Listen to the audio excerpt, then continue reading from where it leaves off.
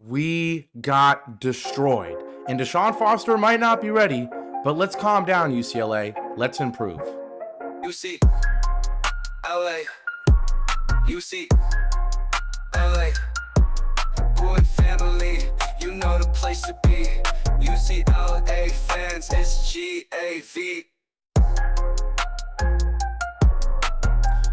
Yo, Forza Bruin Nation, what's going on? And welcome back to another video. The channel is GAV, the place to be for all things UCLA sports. My name is Gavin Carlson, a former credentialed UCLA journalist. I am a lifelong UCLA fan and a recent alum from the best university on planet Earth. So yes, I worked for DB, I've got the UCLA degree, and I've been a Bruin since I could breathe. But enough about me. In today's video, we are previewing UCLA football's huge game in Baton Rouge against the ranked LSU Tigers. Yes, another huge one. We called last week a must-win game. That didn't go too well, and don't worry, we're going to get into that game plenty. But the purpose of this video is to both recap last week's disaster against Indiana and preview the LSU game. But before we do, we got a lot to talk about. But first, shout out and thank you to everybody who watched the Indiana preview last week, who watched my first ever video on this channel with Will Decker,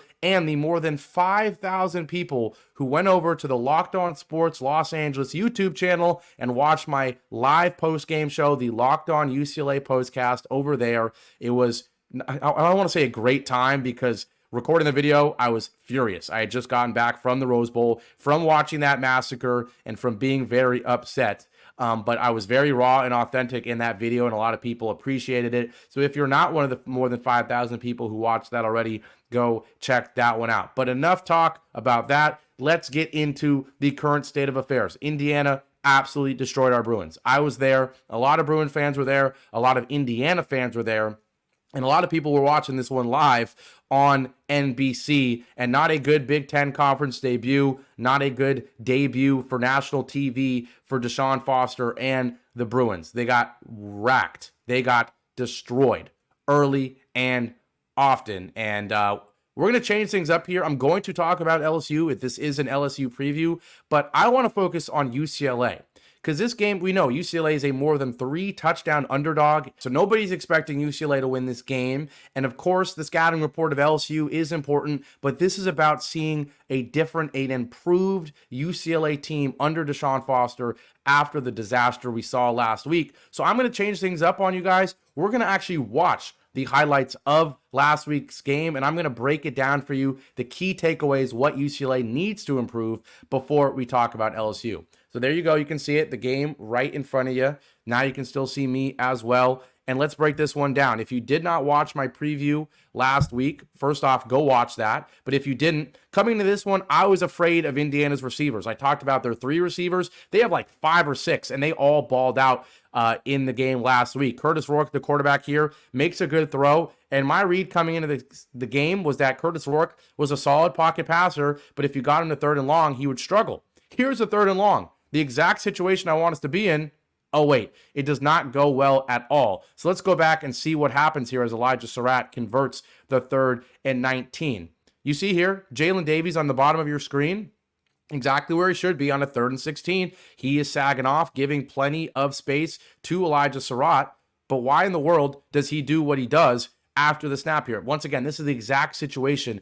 I mean, it's obvious in football. This is the exact situation you want any team. But specifically for Indiana, the question was, is this team actually legit, or did they just play weak opponents?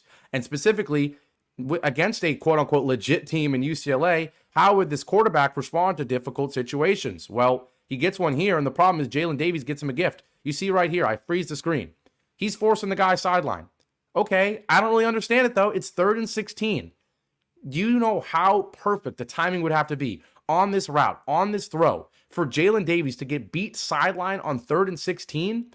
I mean, Rourke would have to throw this ball right when Surratt is around the 45-yard line in UCLA territory, some sort of back shoulder throw, and it would have to be perfect. So I do not know why you're forcing sideline here when you have the entire middle of the field, and surely enough, because he is, It is a route to the middle. Davies gets turned around, and they complete a huge throw over like 20, 25 yards to Elijah Surratt. I think he's a great player, and he burned us there. Here's an unfortunate situation. A DB falls down, and they're able to convert another third down, this 3rd and 6. You see it on the top of the screen. DB gets beat pretty darn well, and the combination of Price and Cross, those two receivers, not even the main guys I was talking about coming into the game, they kill us. Here is a great play from Rourke. I was not high on him coming into the game, but he certainly impressed me. We'll go right back to it. It's 3rd down again, and this time it's 3rd and 5, and UCLA dials up a blitz as they love to do, as they did throughout this game.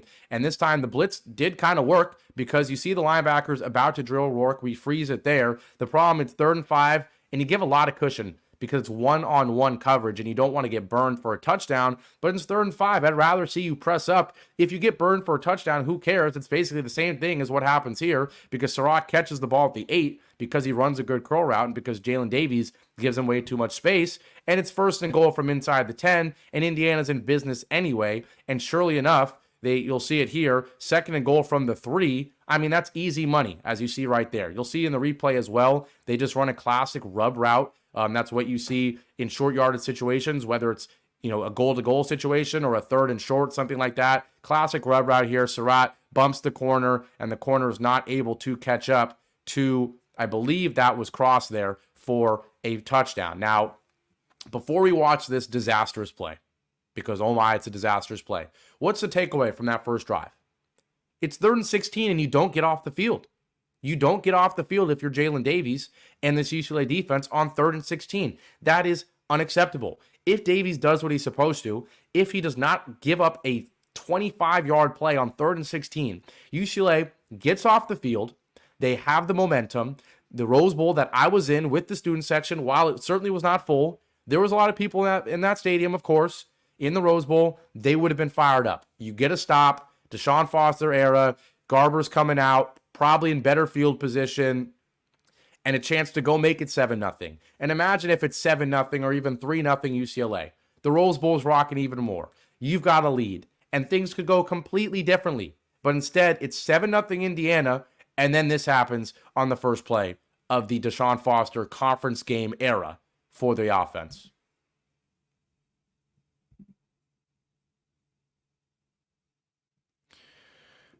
We'll watch it again, and then I'll break down what happened here. You see this replay one more time of the touchdown. But what happened here, I don't need to watch it again, honestly. Garbers comes out in shotgun, and they run what's called an RPO. If you don't know what an RPO is, I like to break things down for people. I don't know who's watching this. I know you're all UCLA fans, but some of you might be, X's and O's types of people with football. Some of you might not be. I want this to be accessible. I did it with the analytics and the preview. I'm doing it here. This is an RPO. An RPO stands for a run, pass, option. What that is basically is there's 2 plays called at the same time. There's a run play and a pass play.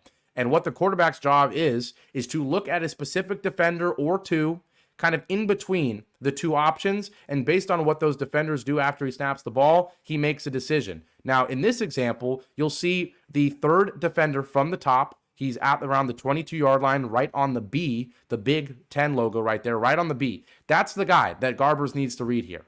It's either a quick throw to the left to Logan Loya, or it's a quick handoff to TJ Harden running up the middle. So obviously, if he throws the ball to the left, he needs to know what that defender there at the B is going to do. You'll see he's number 25. And if he goes towards Loya, hand the ball off to Harden. If he goes towards Harden or the backfield, make the quick throw. What Garbers does here is the defensive back is blitzing Garbers. So right here, you should make the throw. The problem is he took too long. And I know it doesn't seem like that because he kind of reacts right away. We're going to see this replay one more time. I do apologize. I have to go back in the video to make sure we don't miss anything. But believe it or not, in my opinion, maybe I'm too harsh. This throw's got to be made right away. Snap the ball. Boom. He's got to throw it. The ball's in his hands. He's got to throw it right now. I know it's quick, but this is what it takes to be an elite quarterback. And honestly, in this case, not even an elite quarterback. Just a quarterback that can run the quick pass game. You immediately see this guy's jetting for Garbers. And maybe Garbers thinks that he's jetting for Loya. That's my assumption of what happened in his brain, but he's not. He's jetting towards Garbers. It's a cornerback DB blitz. Throw the ball right now. Throw the ball right now. But instead, he waits. Then he goes to make the throw, and by then, Harden's already running in. I'm sure Harden is at fault here as well. I'm not only blaming Garbers, because Harden has got to be able to run by Garbers and potentially be there for the handoff, but not hit the ball. And unfortunately, it's really bad timing. He hits him there, and they fumble the football. So just like that, it's an absolute disastrous start. I'll be honest, I think in the post-game show I did on the Locked On channel, I thought Garbers just dropped it. That's not what happened. Unfortunate situation. In terms of blame, I actually think it's 50-50. I know I started talking about Garbers. He can avoid any risk by getting this ball out quicker, but it is, I think, the fault of both. Honestly, I still don't even know from that angle if Harden really hit him. But the moral of the story is Indiana takes over, and they're right there in the red zone. 3rd and 7, another decently long situation, and this is just a great play call. I'll be honest. It's just a great play call by Indiana, and they deserve a lot of credit. 3rd and 7, you want to protect the sticks, and you see the corner there. I believe it's Davies on the bottom of the screen. He backs up. The linebacker's there, and the linebacker, I think that's Madrano there, actually reads it's a screen, but it's one guy. He gets picked, and then there's linemen there waiting for him, and it's just green grass ahead. Great play by the receiver, and just like that, it's 14-0 Indiana. Bad start, and just remember the turn of events. Could have been a initial opening drive stop for UCLA, 3rd and 16. You get that stop, and UCLA might be up 7-0, or at least 3-0, or at least it's 0-0 when you have the ball, and who knows what happens. But instead, disaster strikes. You give up the first down, you give up the touchdown, and then Garbers does that. Now, how would UCLA respond? You see there, they hit Logan Loya. It was good to see Logan Loya more involved. I wanted to see that. I talked about it a lot with Will. 4th and 1, I like the call from Deshaun Foster to go for it, and he sets the tone. It's a Big Ten game. All these fans think we're weak. 4th and 1, let's run the ball. Good job. But here is where the offensive line struggles affect Garbers once again. You're not going to blame him when the offensive line struggles, and he gets a gift. But we'll go back to the play one more time. 3rd and 7, and as you can see right here, I pause it perfectly. Garbers is drilled. He wants to hit the tight end there most likely, but he has to throw it before he would like, and the throw is not accurate. The timing is not there. Now, fortunately for UCLA, we get maybe a lucky, I think it probably is roughing the passer. I don't know. I love offense, but I feel bad for defenses in modern football. The reason he hits Garbers in the head is not because he's trying to punch Garbers. I'll pause it so I can talk. It's not because he's trying to hit Garbers in the head. He's trying to get his hands up to block the pass, and he happens to hit Garbers in the head. By the letter of the law, that is a penalty. It's just unfortunate for defenses, I'll be honest. But we take the penalty. But look, this video I'm showing you does not show every play. But the thing you need to see here, it's 3rd and 15.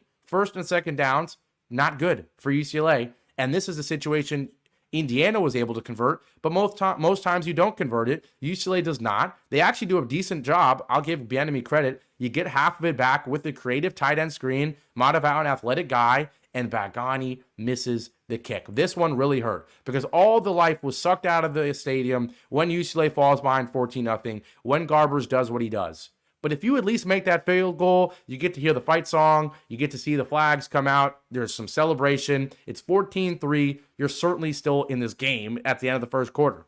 Instead, you miss the field goal, bad news already, or not already, bad news continues. Now, Indiana comes out, and once again, I'm still not fully impressed with Rourke, but he makes another great throw. At this point, I'll be honest, in the stadium, I'm like, my scouting report of Rourke is not accurate so far because we got him in 3rd and long and he was able to convert.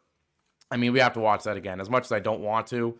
I mean, Surratt, I was really impressed with him coming into this game, and he absolutely destroys Clark right there. Oh my gosh. Just absolutely puts him on his back, runs right through him. And from there on, Indiana was just absolutely sunned UCLA. 2nd and 5, another example. What do? They absolutely bully us.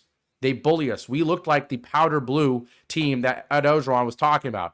4th down, we actually get a stop thanks to a great play by Kanye Clark. And you're thinking, okay, that's what UCLA needed. I was really surprised that Indiana elected to go for it on a 4th down. But look at this. We don't even see what UCLA's offense does because I'm pretty sure they went 3 and out because the offense was non-existent. Too many penalties. Bad job by the offensive line. Garber's not sharp. And just like that, it's Indiana's ball again. So a huge talk about momentum. I already said it a bunch of times about what would have happened if you get that stop on the opening drive. But then 7-0, okay, but you get the ball. No, you immediately turn it over before you can even run a play. Then it's 14-0. Then you actually get a stop After a missed field goal that kills momentum, you get a stop, but that doesn't mean anything because then on fourth down, you get the stop and you immediately punt it right back to Indiana. Then Indiana comes out firing again. Pass game killing us. I mean, linebacker there gets absolutely embarrassed. Cross had an unbelievable first half. 3rd and 7, another 3rd and decently long situation. And once again, you got to give credit to Rourke, man. Just a really impressive throw in the pocket. UCLA, the problem, we blitz every 3rd down. You can't blitz every 3rd down. You can't blitz like 70% of the time. That's what it feels like we do on passing situations. We're always blitzing. This is a case where the blitz kind of works because Rourke has to rush this throw. And look at this on the right side of the screen. There is a defender in front of Cross, but the throw is perfect. It has enough touch. It's a great throw. You really just got to give Rourke credit there. And I was wrong about him. To be fair, I was not coming out and saying what he was. I was just saying what I think based on 2 games against weak opponents is that he's probably a good quarterback. But today he looked like, in this game, he looked like an elite quarterback. I'll be honest. 4th and 3, and this was infuriating. They call offsides, encroachment. Really debatable play here because, in my opinion, yes, we jump in the neutral zone, Ali Cajo, but he gets out of it before the snap is made. Yes, his reaction triggered the reaction of the offensive lineman, so it probably is 51-49 leaning in favor of offsides. 3rd and 3, we send a blitz once again, all sorts of chaos in the backfield, and an unbelievable play by Cross and Rourke, to be honest. The catch will get all the headlines, but first off, a lot of chaos. You see guys getting flipped over there. We send 2 extra rushers. One gets flipped, the other gets knocked to the ground as well. So great job by the guys, the receiver and the running back to stop another UCLA blitz. They were prepared for it. And then how about this throw? All this space because there's no safeties. He lobs one and an unbelievable catch. An unbelievable catch by Cross. It just continued what was a dominant first half from Indiana. Once again, look at that throw, lobs it up beautifully. It's just a great play. He deserves a lot of credit. And then 1st and goal, really frustrating. Brian Addison, I have a lot of good things to say about you so far since you've joined UCLA, and you made a great play there, but then you didn't. We'll see it again in the replay. He gets in the backfield. He does what he needs to do, but he doesn't actually make the tackle. Got to give the running back credit. He's able to stay on his feet. Looks like Alvin Kamara there with the dreadlocks and the balance at the goal line, able to convert the touchdown. They're going to show some replays. He got the touchdown. We'll move forward in this one. They're showing the highlights. 2nd and 1 is where we start. Good run from TJ Harden to get a first down. At this point, you're down 21-0, and it's just like, can we just get some points on the board? Can we score a touchdown? And you got to give UCLA credit. They did just that. Look at what happens when Garbers gets time. Now, I want you to remember that play. In fact, we'll watch it one more time so you can remember it. Look what happens here. You look at the guy in the slot on the top. He runs a streak. Madaval runs to the linebacker and cuts out. Remember that, okay? Because Garbers throws an interception on that exact play later in the game. But give Garbers credit when they give him time. This time he actually creates the time himself. That's a really impressive play, man. That's not an average play. That's a really impressive play for a college quarterback to step up under pressure and make that throw. 2nd and 7, once again, Indiana setting pressure, and this is the play of the game for UCLA. Gets out of it, looks like Mahomes, looks like Kyler Murray. Unbelievable play, gets it down to the 1-yard line. We got to watch it again just because he deserves credit, because what a play it was.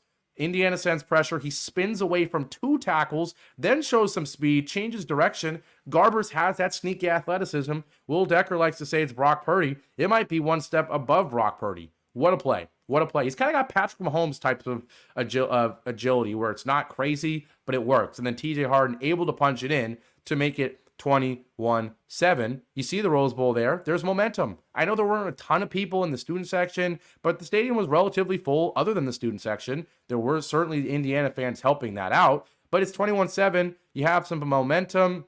You go to the half, down 21-7. Then what happens? UCLA looks like they're driving. Once again, a huge screen to TJ Harden. I remember this. I was live. He hurdles the guy. The place was rocking. All of a sudden, maybe that replay doesn't quite show it, but the place was rocking. You got all the momentum. Go score a touchdown, and you're right in this game. Garbers, again, unbelievable job, evades the pressure. We got to show it one more time. We have to show it one more time. I'm going to give Garbers his credit when he deserves it. What a play again. And this just shows you the offensive line, absolutely abysmal once again. Because even on the completions, has there been, other than that Madaval throw, has there been a throw where Garbers is sitting in the pocket, has time, and strikes? No. And not because Indiana's blitzing every play. This is a 3rd and 4, and Garbers is under pressure. And he gets out of it. and he gets a first down. So Garbers was really showing us some stuff. Rourke, yes, he was under pressure, but it's because UCLA was blitzing. And so then there's open guys. Here, Indiana blitzes, but there's nobody open, and Garbers has a miss here. He does have someone open, and he misses him. We'll watch it one more time. Rico Flores runs across the middle. It's not an easy throw because, look, once again, as Garbers throwing it, there's chaos around him in the pocket. But still, he actually got drilled on this one, so it's a tough throw. But he airmails it over Rico Flores. An elite quarterback makes that play. A solid quarterback doesn't, and he just missed it because he got drilled when he made the throw. So the difference here, we'll recap so far. I don't want this to just be a play-by-play. The recap, a couple key plays, of course, a turnover, a fourth down that you stop but don't do anything, a missed field goal, but also looking at the quarterback situation. Rourke had some unbelievable plays. That throw to cross across the middle with the touch just to get it over the defender, great throw. The lob combined with the one-handed catch from Cross, great play. The screen to score the touchdown, a great call, right? So you got to give Indiana credit. Blowouts are usually a combination of one team being really bad, but also one team being really good, and that was Indiana being really good, not us being really bad. Big run from Indiana. They didn't have many of those as the pass game was killing us early and often. Later in the game, though, the run game did establish for them because they had a huge lead. Once again, UCLA sends a kind of disguised blitz, and we'll watch it one more time. We'll go back a little bit further. UCLA ends up only rushing like 3.5 here, but it's, they have guys drop out in coverage. I love this. I love this kind of complicated pressure. Unfortunately, it just didn't get there. Indiana, they're anticipating a blitz every time. And so even if it's one of those where guys drop out and certain guys are blitzing, they're still ready for it. Another quick throw there. They're executing the quick throws. When you give them cushion, they execute. We saw Hawaii do that against us. Another quick throw there. Got to give Omar Cooper Jr. credit for getting open. Got to give Rourke credit for drilling it or throwing a good throw and hitting him. Third and goal. Once again, third and short. A goal-to-goal situation, but short. This is a great play. The coverage is really good from UCLA.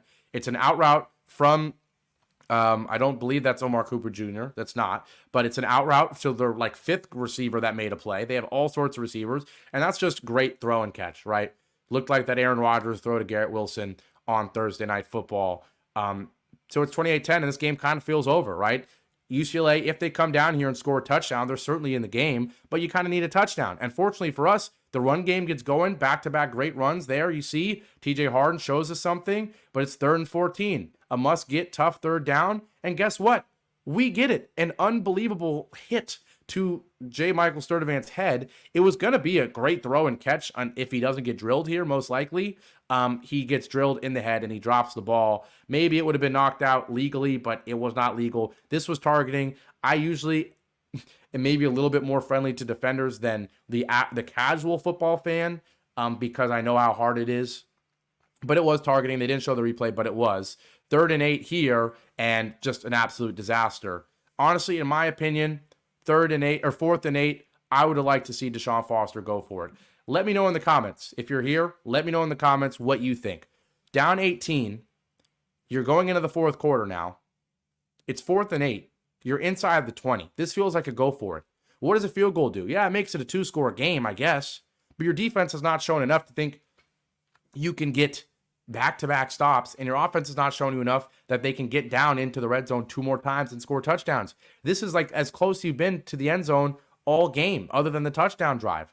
Try to score a touchdown. Make it 28-18. It's a 10-point game, and maybe you're in it.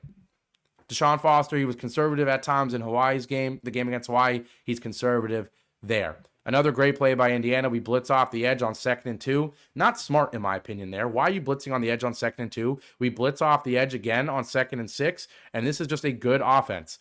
Throw where the blitz is coming from. The blitz is coming from the right side, throws it to the right side. Here, UCLA, too many men on the field, I believe. Doesn't matter. It's another strike from Rourke. This one across the middle again. When he gets time, like Garbers, like any quarterback in this level, when you get time and you're accurate, you'll make the play. This is just bad all the way around. You jump off sides, you give a free play, and then Devin Kirkwood gets burned on the back shoulder to Omar Cooper Jr. We didn't even see their number 1 receiver beat us. He was questionable coming in, but Elijah Surratt killed us early in the game. Miles Cross and Price both killed us. I mean, Cross and Price were unbelievable early on, and there Omar Cooper Jr. burns Kirkwood. Now, here's the pick I talked about earlier. Here's the pick I talked about earlier. Remember the completion of Mataval? You'll see here, the slot receiver, this time it's Logan Loya. He runs straight down the middle, a streak, a seam, whatever you want to call it. And then Mataval runs at the linebacker. You see it here. But Garbers makes the throw right now. Why does he do that? This is a little film breakdown. Because he thinks the guy guarding Loya is guarding Loya man-to-man. He thinks he's going to run with Loya towards the UCLA logo at midfield, and that's going to leave that space where Loya is right now and where the defender is right now for Mataval to be open. The problem, it wasn't man-to-man. So you see 25, he lets Loya run past him, and he's sitting right there, and the throw goes right to him for an easy interception. So when you see a play like that live, you think, what in the world is Garbers thinking? The guy's not open. That's a terrible throw. They pan it to Deshaun Foster because they assume the coach thinks his quarterback is terrible and made a terrible throw. In reality, this is just tough. It's being a quarterback in this level. You can't make this throw, obviously, because it's a pick. But that's what he's seeing. You understand what he's seeing. He's told by Bieniemy, he's told by himself that the read here is, you see, if Loya's being guarded man-to-man, that means it's man-to-man, and he could throw it to the tight end. It wasn't man, and it's a pick. I mean, I don't really think we need to see anything from there. At this point, the game's over. I mean, Indiana obviously puts up another touchdown. They'll see that, and that's the other thing, though, I didn't talk about. Even there, maybe Garbers doesn't, and not maybe. This is, I don't know how I didn't mention this. I forgot to mention it. You see Garbers there is getting drilled. You can see it on the right side of the screen. And we'll go back to the original replay, actually. Garbers does not have to make this throw so early if he doesn't get hit. Right? Look right there. He sees he's going to get hit. And I know maybe watching it, you don't think he thinks that, but he knows he's going to get hit. And so that's half the reason he has to throw it when he does. He throws it a millisecond earlier than he would like to. This is a game of split seconds. He throws it earlier than he would like to, and he throws a pick. So it's frustrating, but it goes down to everybody. It goes down to Logan Loya not running hard enough on the seam. It goes down to the offensive line not giving Garbers enough time, and it goes down to Garbers not making the right throw. From there, Indiana just starts running the ball. At this point, UCLA's defense doesn't show much life. There's a horse collar tackle. Indiana runs it in. I guess we can watch the play. I forget. Yeah, it was a big play. 15-yard run. Got to make those tackles. Disappointing. At this point, the effort's not there, which you need to see from a Deshaun Foster-led team. And the UCLA Bruins get killed. There's the guy who made the video. Good for him. Good for USA. But yes, we're back here. Moral of the story, UCLA, not good at all. Everything was bad. The offensive line is always the first thing I'm going to talk about because it affects everything else. Offensive line was bad. The defense, specifically in the pass game, the blitzes weren't getting there. The DBs, specifically those corners.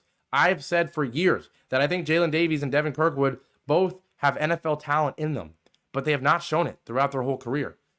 Kirkwood specifically has always been a bust. Davies has had strong games, has had weak games. He had a weak one in this one last week against Indiana. Garbers, I know everyone wants to talk about him.